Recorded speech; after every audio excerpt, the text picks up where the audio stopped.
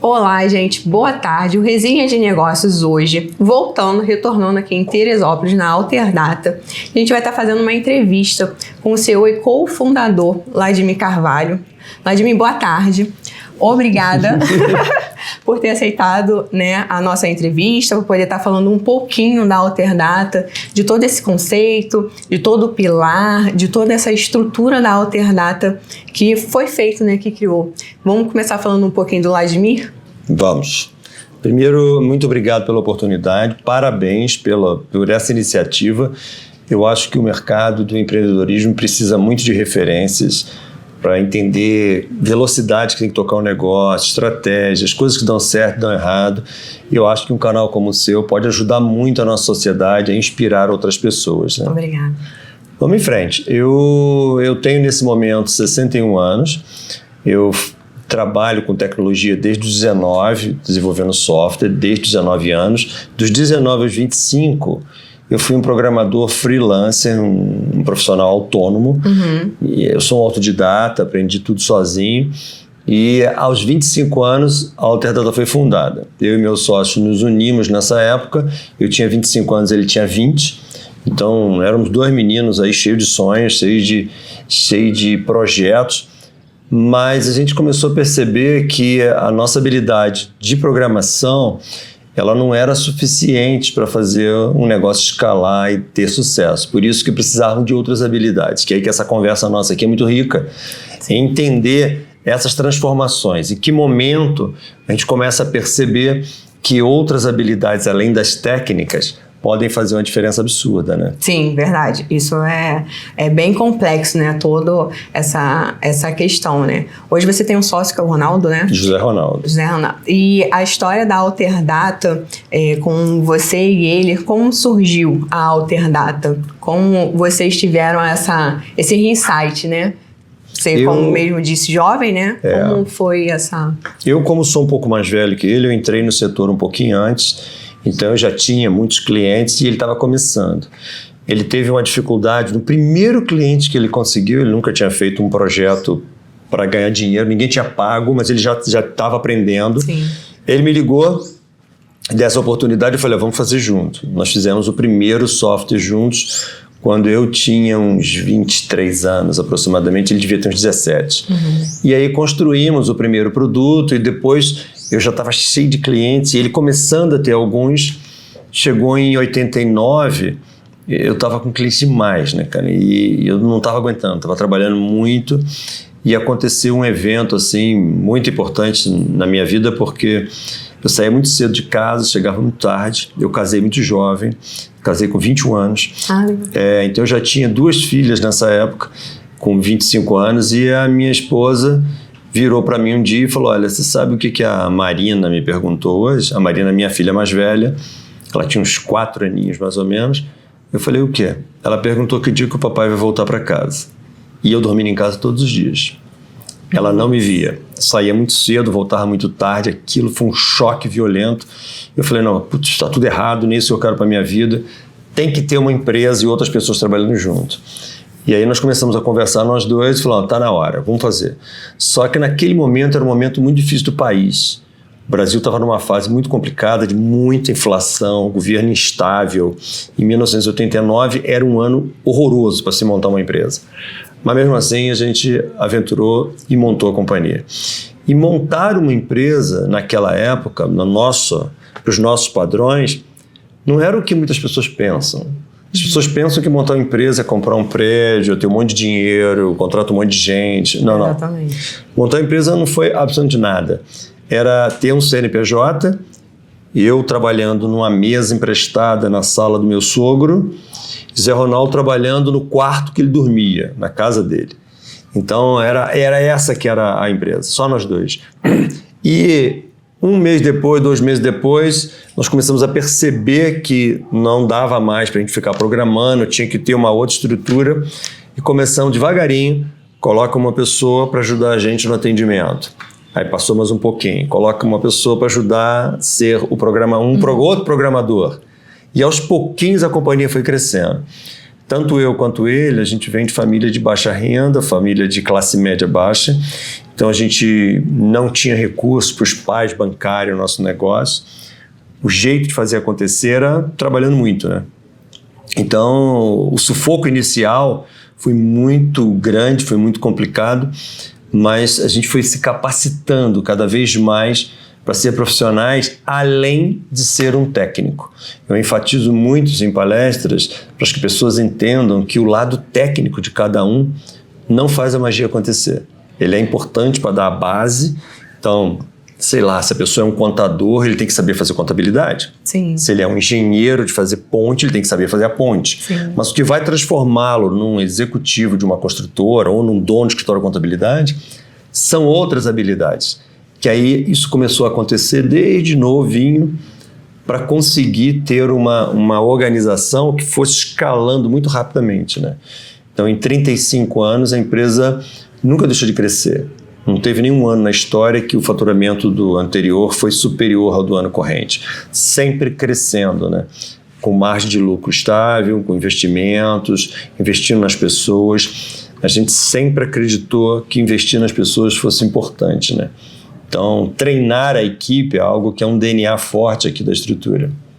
E hoje a Alterdata, ela tem 2.000 funcionários, né? 2.000. E tem todo esse apoio, né? Essa rede de apoio em prol de treinamentos. A Alterdata também tem a faculdade, né? É a Universidade Corporativa. Como é... Fala um pouquinho da faculdade, como é feito todo esse trajeto, esses treinamentos dentro da empresa. O curioso, que nesse tipo de entrevista é bom as pessoas se conectarem, é que muitas pessoas pensam assim, a Alterdata tem um monte de treinamento porque é uma empresa grande, com 2.000 pessoas. Ela tem uma universidade corporativa porque ela é uma empresa grande. Na verdade, a magia não é isso que tem que pensar. Quando a empresa não tinha nada, que tinha 6 pessoas, ao invés de 2.000, tinha meia dúzia de pessoas trabalhando junto, nós já tínhamos uma estrutura de treinamento. Sim. Já tinha uma estrutura de capacitar as pessoas. Mas como é que estrutura? Não era eu. Que ia lá e capacitava. Era Zé Ronaldo, que ia lá e ensinava umas coisas, eu ensinava outras. Nós já tínhamos uma pegada de capacitação. Então, o que a gente vê hoje grande, a universidade corporativa e tal, ela é algo, parte de um mindset, de uma forma de pensar lá de trás. Então, é importante que as pessoas entendam que quando você monta um negócio, os objetivos estão longe, um pouco longe dos dias de hoje, e você vai construindo esses degraus gradativamente. Não é, caiu do céu um prédio, agora tem uma universidade corporativa e está funcionando. Não é assim que funciona. Em 2010, nós estávamos com esse prédio que você está aqui agora, tinha sido inaugurado, e nós estávamos com um problema de crescimento. Problema de crescimento, estava crescendo muito. Crescer muito é um problema, porque ele traz uma série de desconfortos, traz desorganizações, e nós precisávamos de abastecer a empresa com mais pessoas. E nós estávamos com medo da cidade de Teresópolis não conseguir ter o número de profissionais necessários. Nós poderíamos ter abandonado a cidade e ir para outro lugar, para uma metrópole, Rio, São Paulo, Belo Horizonte, ou poderíamos ter encontrado um jeito de resolver esse problema. A decisão foi pegar o prédio antigo nosso e transformar numa universidade corporativa. Então o prédio foi totalmente redesenhado por dentro, quebramos tudo. Salas, divisórias, remontamos o prédio por dentro, fazendo auditórios, salas de treinamentos e coisas, e uma série de detalhes voltados à educação. E começamos a estruturar a contratação de educadores, pedagogos, para formar conteúdos. Sim. E hoje, a Universidade Corporativa nossa capacita 90.000 pessoas por ano. É uma arma de guerra. É uma arma de guerra para manter o nível alto do nosso time. O que eu costumo falar para o nosso pessoal aqui é que o executivo que senta nessa cadeira no meu concorrente, ele não estudou aqui em Teresópolis, em Petrópolis, não. Ele estudou em Harvard, estudou em Oxford, na Inglaterra. Os gerentes dessas empresas multinacionais tiveram um nível educacional muito mais alto que o nosso. Nós temos que compensar isso. Sim. Como é que a gente compensa, já que o Brasil é um país de baixa educação, a educação nossa não é de qualidade, nós compensamos criando a estrutura interna. Por isso que a gente massifica tantos treinamentos. Até hoje, do tamanho que a empresa está, eu estou envolvido pessoalmente em muitos treinamentos. Muitos conteúdos que a nossa liderança recebe são conteúdos que eu estou estudando, me aprimorando, formatando materiais e formando. Grande parte do meu tempo está dedicada à formação de exércitos, para fazer com que a gente tenha pessoas bem preparadas para os combates que vão acontecer. Então, a Universidade Corporativa, ela é a valorização e acreditar no nosso time, entendeu? Aí isso é muito legal, né? Parabéns pela iniciativa Educação junto à Alterdata. O que diferencia a Alterdata de seus concorrentes no mercado da tecnologia? Olha, o mercado de tecnologia é um mercado que borbulha transações, modificações o tempo inteiro. A sociedade que nós vivemos, ela é uma sociedade cíclica. As inovações, elas acontecem de tempos em tempos. No setor de tecnologia, isso aqui é mais curto. Então, sei lá, um setor de padarias. Hoje, uma padaria de hoje não é igual a uma padaria de 30 anos atrás. Ela tem fornos diferentes, ela tem estruturas diferentes. O ciclo de reinvenção dela é mais longo. Os ciclos de tecnologia são mais curtos. A empresa não pode ficar 30 anos igual, não pode ficar 10 anos igual. 3 em 3, 4 em 4 anos, ela muda completamente. E isso a empresa tem que ter um DNA. E a Alterdata tem algo que é muito diferente da média, que é a velocidade. Nós somos muito rápidos em mudar, em adquirir conhecimento. Nós costumamos falar aqui dentro da empresa que o nosso verdadeiro inimigo, nosso verdadeiro concorrente, somos nós mesmos. Ou seja, a nossa velocidade, a nossa letargia, a nossa capacidade de não aprender uma coisa nova, uma tecnologia nova, não descobrir algo que a gente poderia fazer um pouquinho diferente. A gente só tem uma certeza na sociedade que nós estamos hoje, que o futuro vai ser diferente de hoje. Então, eu não sei como é que a Alterdata vai ser daqui a 3, 4, 5 anos. Não sei. Mas eu sei que ela vai ser diferente de hoje. Então, se eu sei que ela vai ser diferente de hoje, a gente cria uma energia diária de se transformar e gera um desconforto em todos que estão entre a gente para a gente tentar ser diferente. A equipe que está nos filmando aqui agora, tem 4 pessoas ali olhando para a gente, ó, eles estão numa zona contínua de desconforto. Eles estão o tempo inteiro refletindo o que eles têm que ser daqui a 6 meses. E tem que ficar, e eu provoco o tempo inteiro como é que eles eram, como é que eles eram há um ano atrás. O que você melhorou? Você adquiriu algum conhecimento, está liderando melhor, adquiriu uma competência, domina uma tecnologia que não dominava. O tempo inteiro nós estamos criando essa energia e fazendo com que a gente reaja muito rápido, né? Então, os concorrentes nossos, em geral, eles não têm medo só dos nossos produtos, eles têm medo da nossa velocidade. Então, quando eles fazem um movimento nos atacando em alguma região, eles podem ter certeza que no dia seguinte que eu souber, já tem uma contra-reação. É muito rápido. Então, a gente faz uma reunião de diretoria hoje, à tarde planejou, no dia seguinte já começa a se movimentar. Isso é muito importante no mercado de tecnologia, porque as tecnologias novas surgem do dia para a noite e a gente tem que estar preparado. Às vezes, essas tecnologias é um celular novo, é inteligência artificial, mas às vezes não. Às vezes é comportamento. Às vezes são métodos que têm que ser modificados. Então, a gente não tem medo de mudar, a gente não tem medo de repensar um processo e fazer diferente. E isso, sim, é um dos pontos muito fortes da nossa estrutura. Legal. Por se falar em futuro, em inovação, né? Que é o auge hoje, né? Em relação à inovação, como que a Alterdata está se posicionando para se manter à frente? Além do que você acabou de falar, né? Essa colocação tem a ver com um pouquinho do desenvolvimento do raciocínio que eu estava fazendo, porque como a inovação é contínua, a gente tem que estar olhando o tempo inteiro para frente, mas sobre a ótica do cliente, não a ótica minha. É muito importante que os empreendedores que estão nos escutando, seja lá a atividade que tiver, o setor que você atuar, você existe por causa de alguém. Você existe para resolver o problema de alguém. Você tem uma padaria, você não faz pão. Você atende a expectativa de um cliente que está precisando daquela mercadoria. Você faz, sei lá, tem uma loja de calçados, você não vende sapato. Você vende felicidade, você vende status, você vende beleza, algumas coisas do gênero.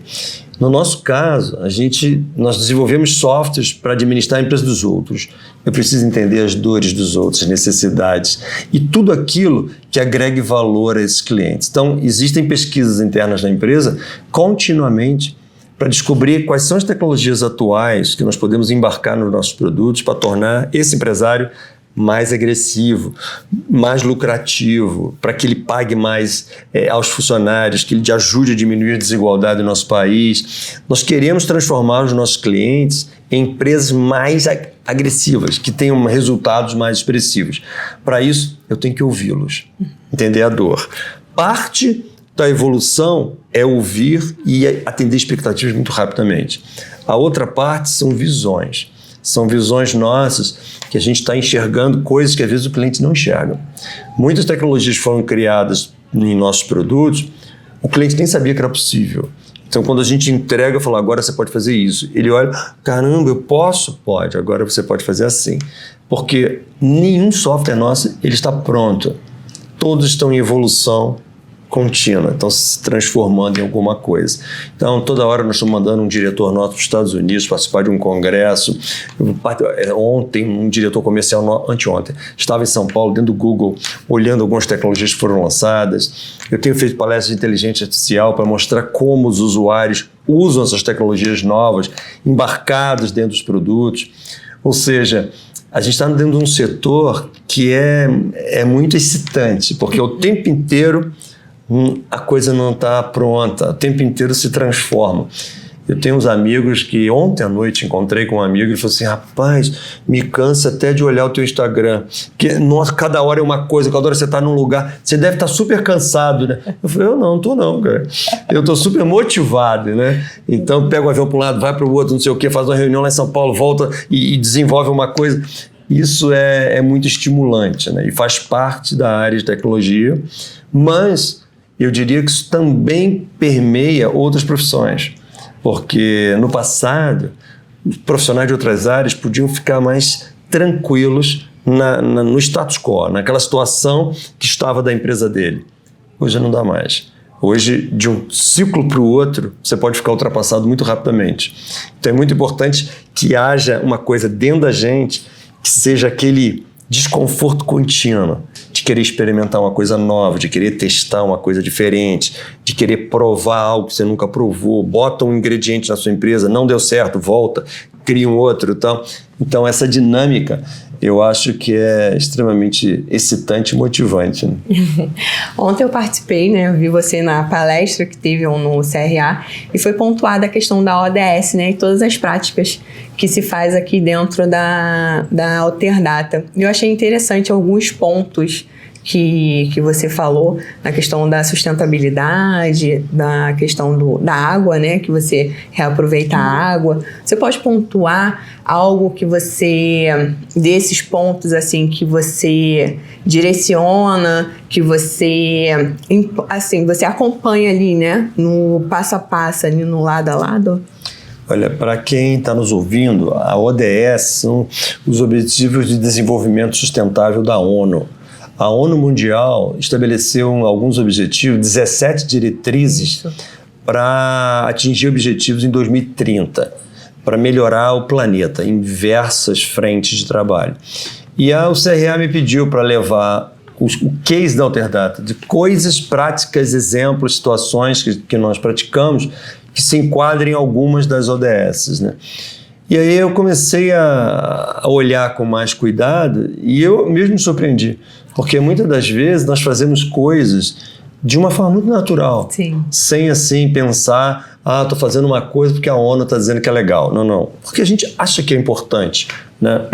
E quando você bate com os objetivos globais, você fala, puxa, estou na direção certa, né? Ontem foi um exemplo desse. Sim. Então, por exemplo, a gente é muito preocupado com ecologia, que sempre foi, há muitos anos atrás. Esse prédio que nós estamos aqui tem tubulação de água dobrada. A varanda que nós estamos aqui do meu lado, ela capta a água da chuva, aquelas frestinhas ali, capta a água da chuva, vai para uma cisterna. Se você dá descarga no banheiro, é água da chuva, você abre a torneira, é água tratada. Coisas desse tipo. A gente tem uma usina de tratamento de esgoto que joga nosso esgoto 96% limpo para a rede pública. Esses detalhes vão mostrando uma preocupação com economia de energia, de água, de limpeza pública, uma série de elementos que inspira todos que estão aqui dentro. Algo que é muito importante para mim e para o meu sócio, não é só a água, nós estamos economizando a água. Isso é um elemento pequeno perto da operação como um todo. O mais importante desse negócio da água é inspirar os 4 que estão nos ouvindo aqui e todos que estão na empresa, para que eles tenham preocupações nas casas deles também. A gente tenha consciência que nós somos uma referência para o bem e para o mal. Então, se nós fazemos coisas bacanas, interessantes, todos passam a olhar aquilo com bons olhos. Então, a preocupação nossa em formação, por exemplo, de jovens, de famílias de baixa renda, também tem a ver com uma proposta da ONU. Então, hoje nós temos um projeto Galileu que forma jovens de comunidades em programadores. A gente consegue fazer com 7 meses com que esse menino, essa menina, ganha mais do que os respectivos pais. Isso é muito legal.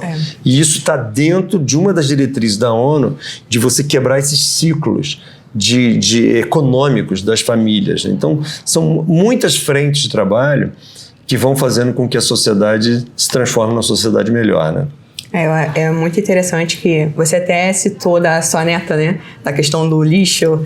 E realmente é isso, né? A gente vai fazendo, a gente vai passando para os nossos já ir crescendo, tendo uma outra visão. Exatamente. E é bem legal isso. E olhando, né, assim, olhando para o futuro, quais as principais metas e prioridades da Alterdata que você vê, assim, consegue enxergar por os próximos anos, com a questão do IA, como você mesmo já mencionou, a tecnologia, a cada dia, cada segundo, ela vai atualizando, vamos botar assim, né, vai apertando o F5 e vai atualizando cada vez mais, né? Como que você, a Alterdata, vê em questão disso? A gente acredita que, no futuro, o Brasil é um país continental e esse país continental permite um monte de oportunidades. A gente acredita que a gente possa dobrar o tamanho da empresa. Tem mercado, temos produtos, a empresa é organizada suficiente para ser o dobro do tamanho, a gente tem espaço, a gente tem estrutura para isso. Temos 130 unidades de negócio distribuídas pelo país para fazer com que isso aconteça. A maior preocupação para que isso aconteça são as pessoas.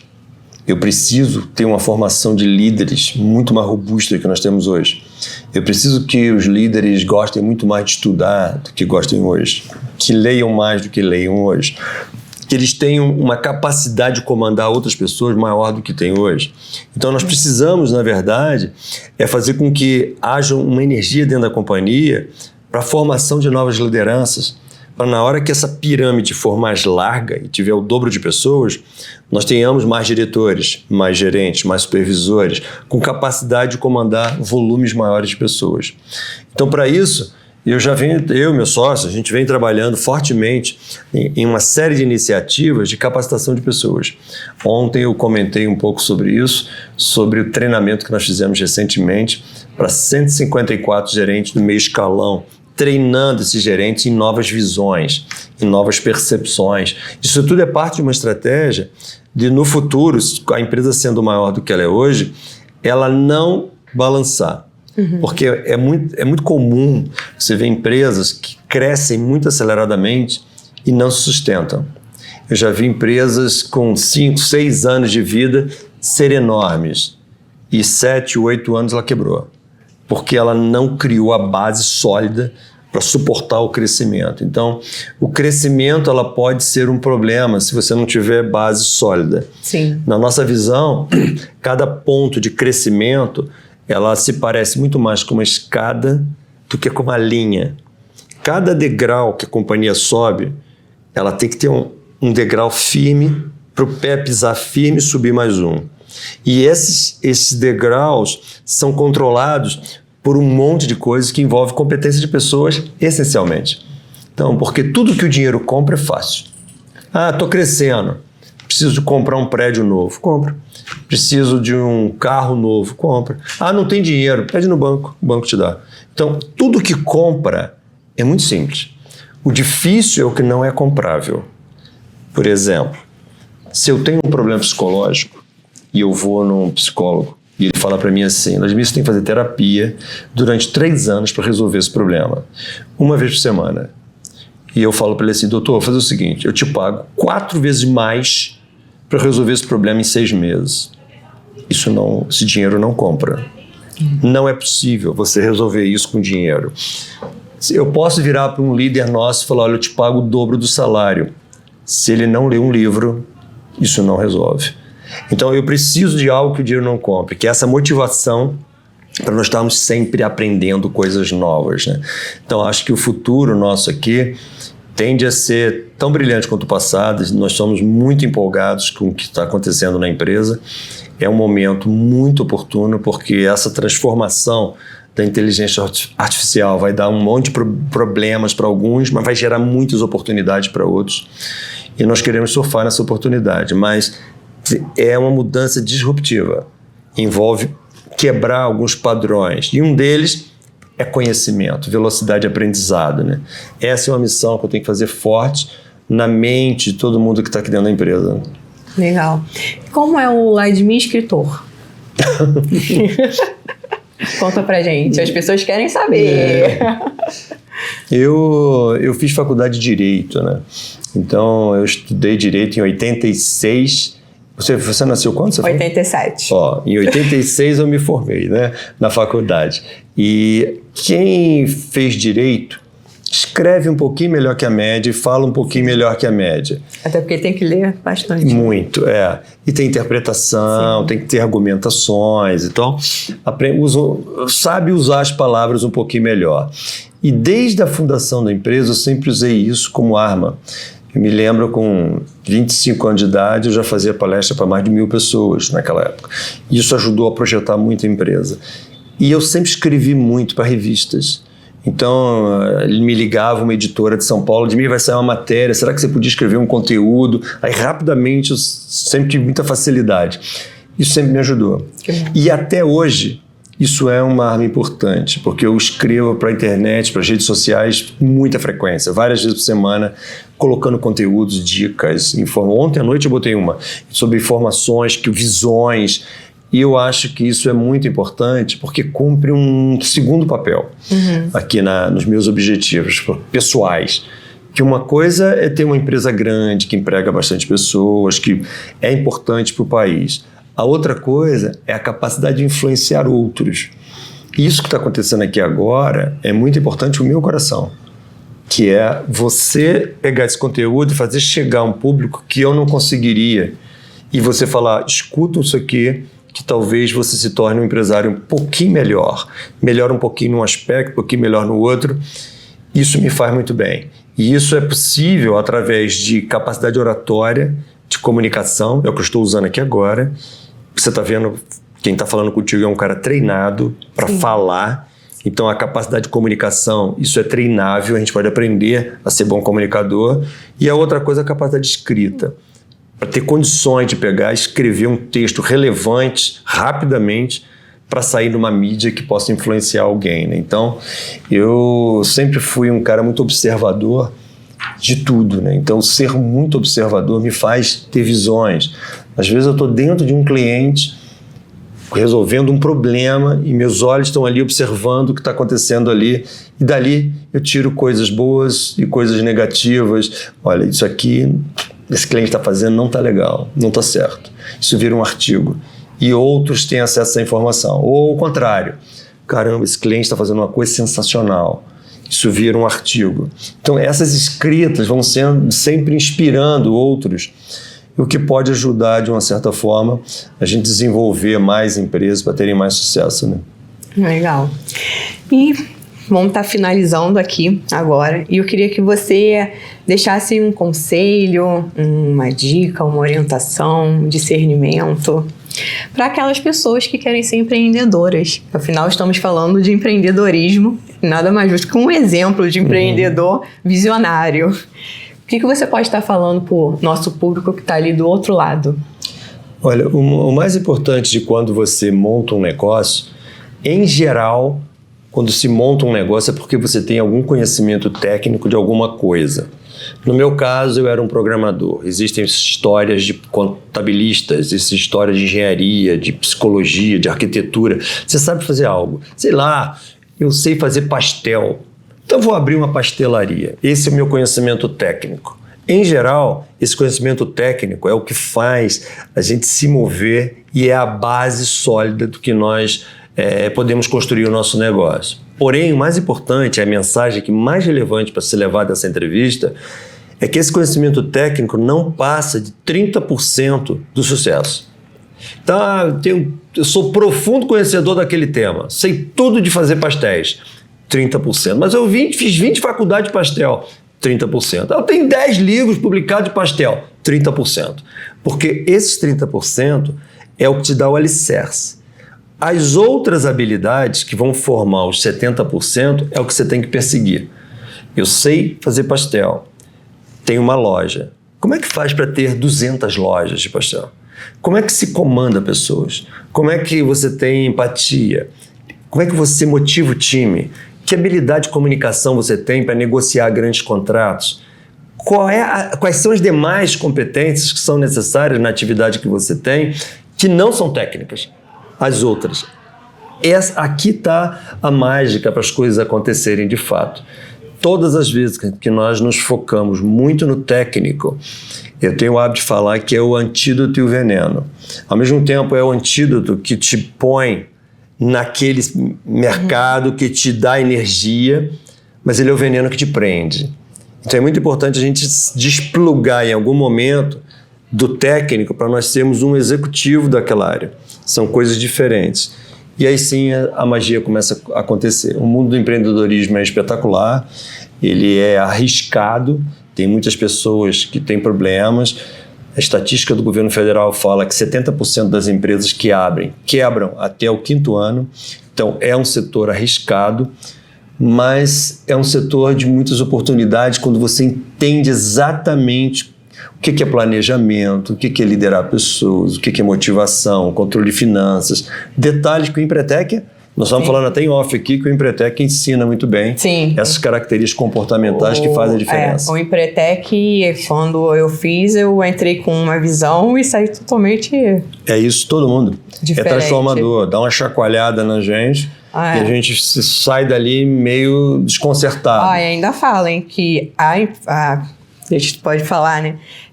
Que no final do conteúdo, o que eu criei, eu ganhei o troféu e a medalha.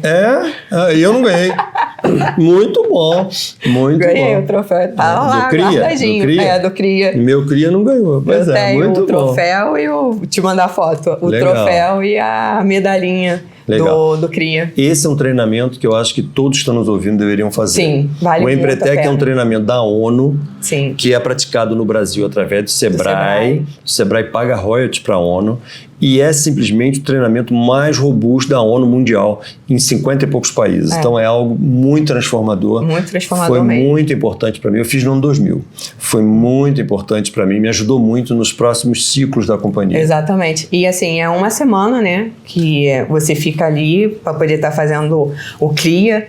Mas é uma semana de muito conhecimento, você absorve muita coisa, você consegue se identificar, tirar algumas coisas que às vezes te deixa ali parado, né? Isso. Com aquele receio de dar aquele passo. Então, assim, é libertador, vamos botar Exatamente. assim. Né? Exatamente. É libertador quando você pega lá o seu contrato que você assina, você pega a última página o instrutor, né, para ele poder estar avaliando e ele te devolve e fala, olha, você está de parabéns, está aprovada. É muito bom. Todos têm que fazer o Empretec. Fica a nossa dica. Isso aí. Então, gente, eu quero te agradecer, Vladimir, mais uma vez pela entrevista. Espero poder ter novas oportunidades com abordagem de novos temas. Você é uma pessoa que tem muito conteúdo, você é uma pessoa que eu admiro muito, um empresário muito rico de conhecimento. Eu costumo dizer que o Vladimir é visionário, né? É um empreendedor visionário. Ele está aqui, mas ele já está trabalhando nos próximos dias e minutos, né? E eu agradeço a todos aí que estão do outro lado. A entrevista eu vou estar colocando também na TV Ondas Play e vai estar sendo disponibilizada no meu canal do YouTube, que é o Resenha de Negócios. E até a próxima. Beijo, galera. Tchau, tchau. Tchau, tchau.